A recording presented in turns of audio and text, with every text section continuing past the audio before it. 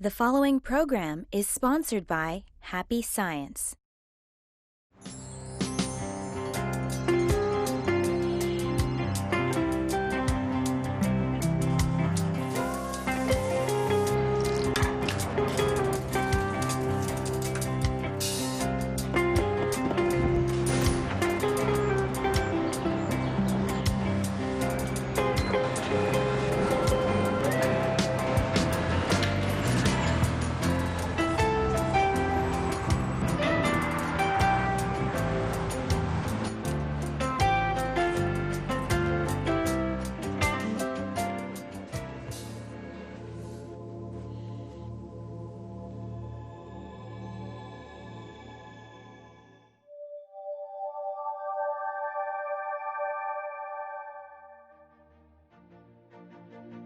Hello, and thank you for accepting our invitation to happiness. Ryuho Okawa is known as a global visionary because of his deep spiritual insight and commitment to guide the world to a brighter future. To accomplish this, he founded Happy Science Group in 1986, which is now a global movement in over 100 countries. His vision and message to the world goes beyond the differences of race and language, empowering people with love. Together, in this 8-part series, we will explore practical ways on how you can be happy and how you can take part in creating happiness as a society. Perhaps some of you may wonder, now more than ever, whether there is a God out there. The amount of pain and suffering in the world may leave us wondering and feeling hopeless at times. Is He listening? Materialism and atheism is on the rise, and it doesn't help to know that evil is too. Is there perhaps a connection? Today's program will be more of a macro perspective on life, exploring God's presence amidst the chaos. Can we understand the will of God as people of planet Earth? Or will we continue to fight for who's right or wrong? Before we go any further, let's ask the people in New York if they believe God is listening. He always is. Always. I know He is. All the time, of course. He's always listening. Yes, I think he's or she is aware of everything. And the question is, are we aware of what He knows we could have? Peace on earth, heaven on earth. It's possible, it's not enough of us know it. But God wants that for us. I'm convinced. Always. God's always listening. He's listening to us now. I hope I'm representing well. How about you? Do you think God is listening? Let's watch a lecture from Okawa that gives some new perspectives on the will and existence of God. You're all probably aware that the book, The Laws of Justice, has been published as the year comes to an end. I believe this book will become the North Star and the power that will guide this country next year. I'm currently preaching what the world needs. The world needs someone to teach the people what is right. Currently, various religions across the world are causing chaos. There's even religious war going on at certain parts of the world. In other places, there are battles between religion and atheism or materialism. There's never been a time as important as now to teach what's true. I'm not the type of person who would completely agree to such conflicts and war. However, if the reason why they're causing such conflicts is because they don't know what is right, then my job is to teach them this. That is what I believe. If the one who's been leading humankind since the beginning of the heavens and the earth indicated, think about this problem in this way. The future lies in this direction. And if everyone agreed to it, then worldly and trivial matters would disappear. What we must indicate now is the following. We must let many people know that the spiritual power of enlightenment is something that goes one level above worldly things, such as academic righteousness or researchable righteousness. We must let them know now that a higher level of righteousness exists above scientific and journalistic methods or the modern principle of determining the truth after doubting, and more doubting. Right now, all of you have a very, very important job to do. What is this important job? There needs to be a reason in establishing or preaching the laws of justice. The reason why I preach the laws of justice now is to build the world we can believe in. We have the right to live in the world that we can believe more in. Only believing in things that can be seen, touched, or that have to do with our body is a very sad thing.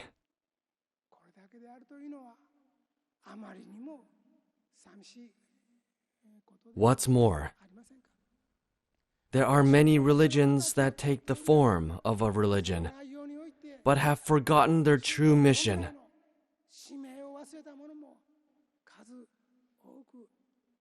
For example, a very difficult problem lies in the issue of Islam. Of course, the majority of the world supports the airstrikes, and I believe this will end the war. However, although they're Christian countries, they're not following the teachings of Christ. They're following the rules that humans made in this world. On the other hand, the people being attacked are believers of Islam. Bombs and missiles fall on people who are praying towards Allah. How does God see this? It's natural for human beings to think of this question. Please keep in mind a premise concerning this. Don't see everything as if it concludes within this world. This value system is what is missing, even in many religious areas across the world. The world has become too convenient. The world has become wealthier. This is why there's heavy emphasis on materialistic inventions, materialistic science, practical studies, and practical work theory. Looking at faith, Christianity exists only at churches. Islam repeatedly continues to fight in primitive ways, shedding much blood, just as the founder, Muhammad, and his successors did in establishing the religion. What's their purpose? They must think about this again. Many battles were fought when Moses led the Exodus and reached Canaan. much blood were shed when Jesus conducted his activities centered around what is now Israel. Rome was causing many wars at the time too. Islam was founded 600 years after that. Even then, many battles were fought between the same tribe. Then, a new religion was established and older gods were destroyed. Many things happened.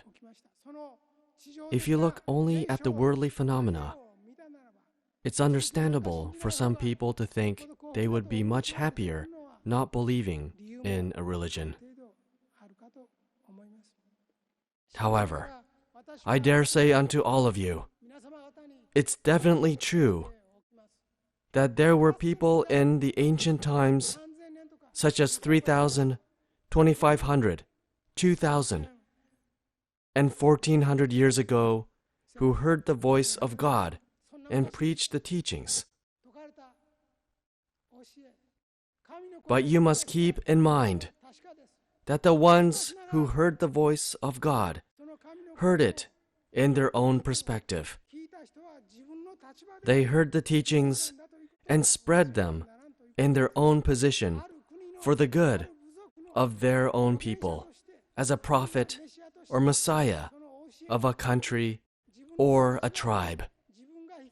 Now, the world is larger, transportation is minute, and communication can reach the other side of the world.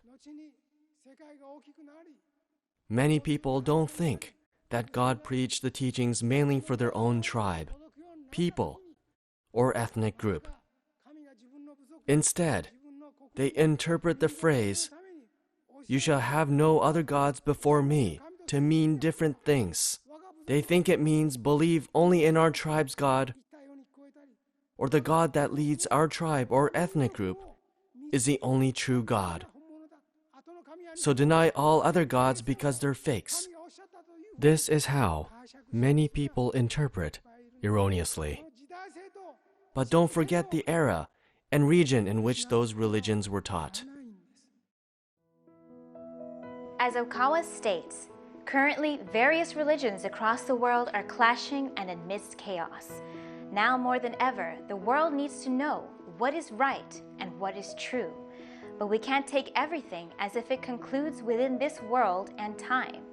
We have to let people know that a higher level of righteousness exists above the scientific and journalistic methods to define righteousness.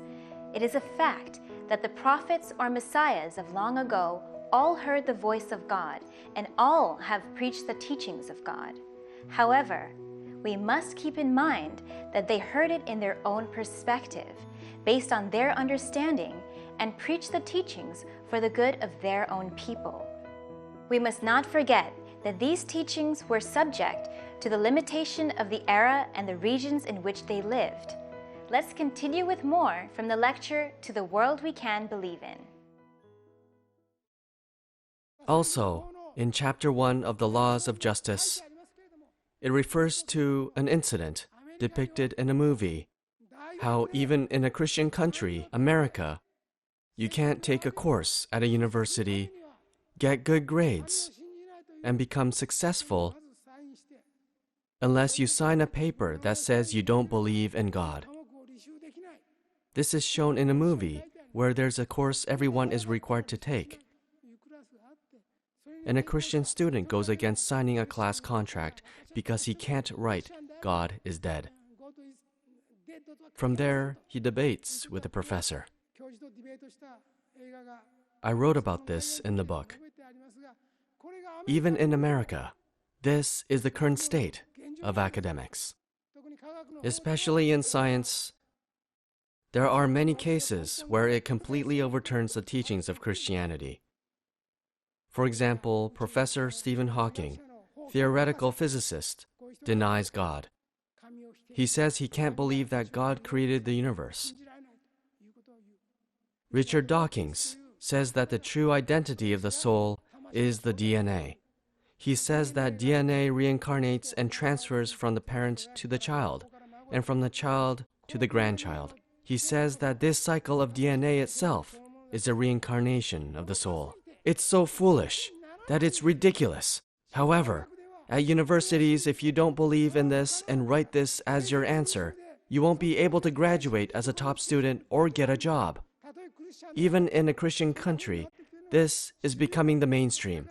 That's why there are battles happening everywhere. Some are told it's fine to have belief at the church, it's fine to have belief at home, but this is a university. So don't bring your faith.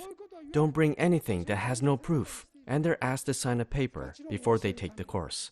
This is done to teach agnosticism or atheism. Majority of philosophers in this age are atheists. So in order to teach their ideologies, they need to have their students write that they deny God.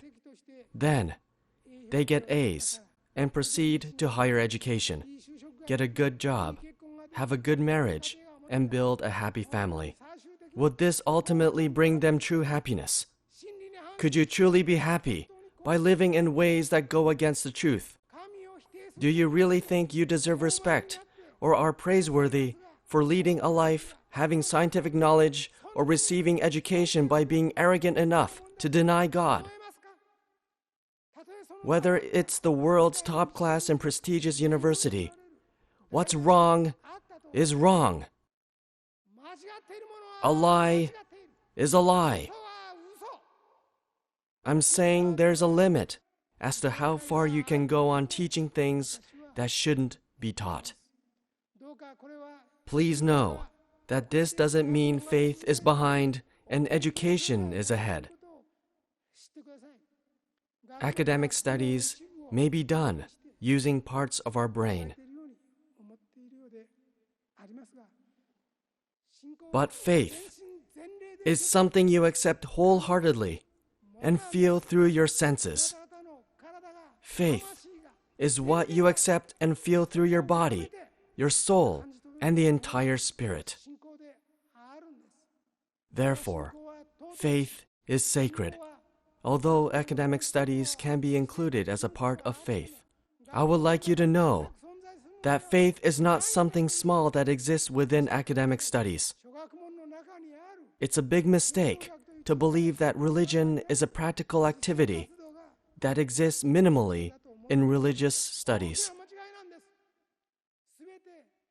Everything exists and is active on top of the great palm of God or Buddha. Faith harbors the earth, the solar system, the Milky Way, and the countless number of galaxies that exist far beyond. The many civilizations going through rise and falls in those galaxies, and all animate things living there, as well as what they create and think about. From the viewpoint of modern medical science, most religions will be categorized as a world they cannot believe in. If you look at it medically, illness won't be cured. Humans all die or get ill. Miracles don't happen. This is common knowledge in the medical textbook. But within this common knowledge, many miracles are happening, even now. Many miracles are happening in and around our organization. God is not dead. God is alive. He is alive. He is working. If the common knowledge is wrong, then we'll just crush it. That's all. When? This year? Next year? In 5 years? In 10 years? After we die? No. We don't even have the time to think about this. Each and every one of you must shine the torch within your mind. You have the task of carrying the torch and walking in the dark night. Every one of you is given this light. The light you've received from me will surely light up your torch. with that light as your guide. Please continue to move forward in the midst of the dark night. There will be no end to your work until you light up all the darkness in the world. There are people starving in the world. There are people suffering from illness. There are people going through many hardships. There are such sufferings, hardships, and adversities. But that doesn't mean God doesn't exist. God is needed because there are so many people living in such hardships, and God does exist.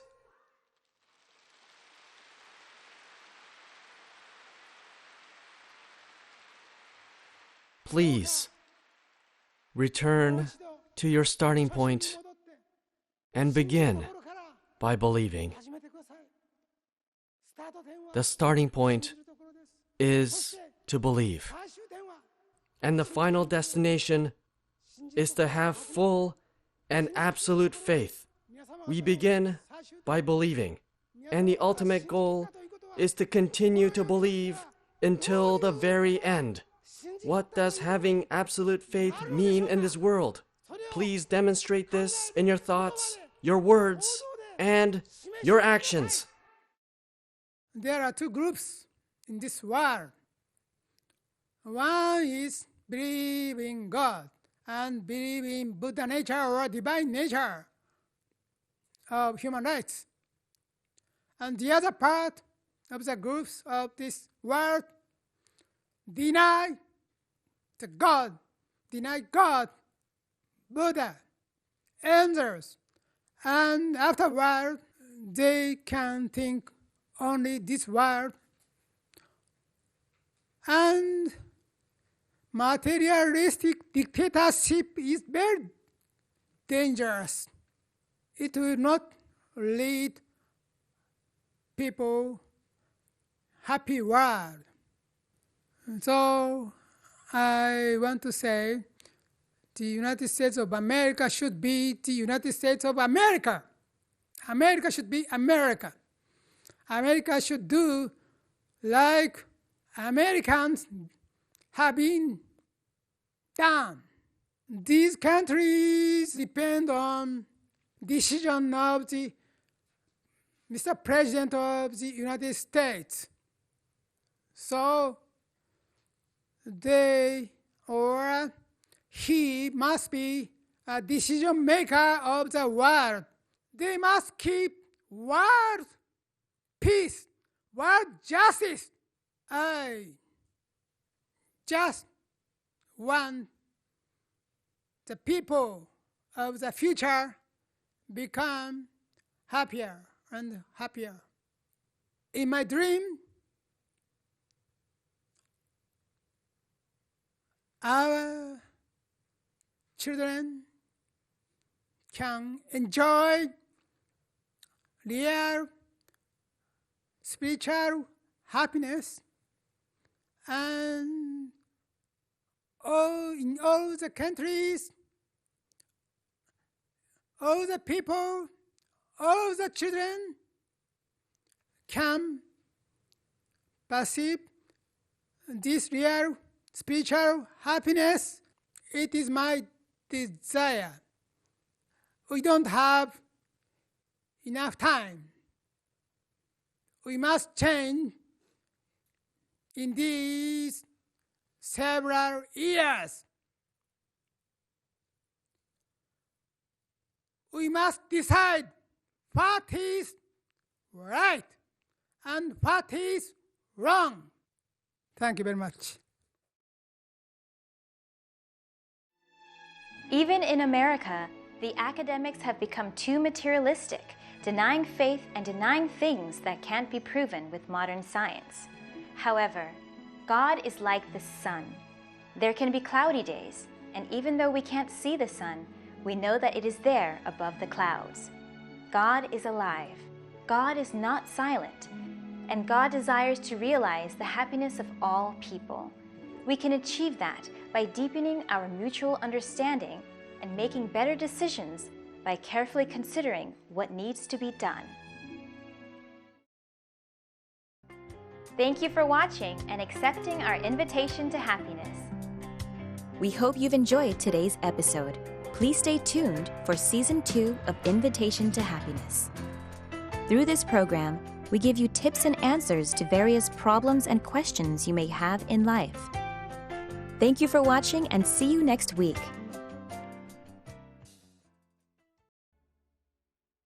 Basically, this book tells everything. It elaborates on the origins of not only the soul, but the spirits, the mind, love. It incorporates everything that I never had dreamed about. It explains basically everything about human history and everything that humans really want to know about. Why are we here? How do we find happiness? What is the nature of the soul? Imagine if life's questions could be answered.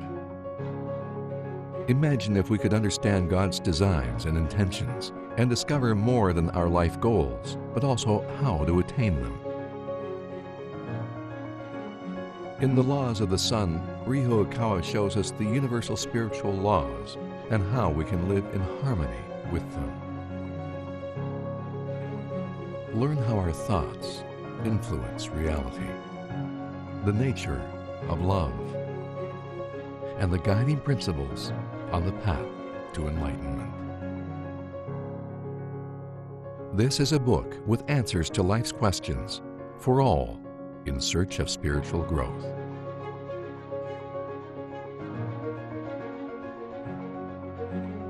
From an author who writes to unite humankind in peace and harmony. The Laws of the Sun. Available now.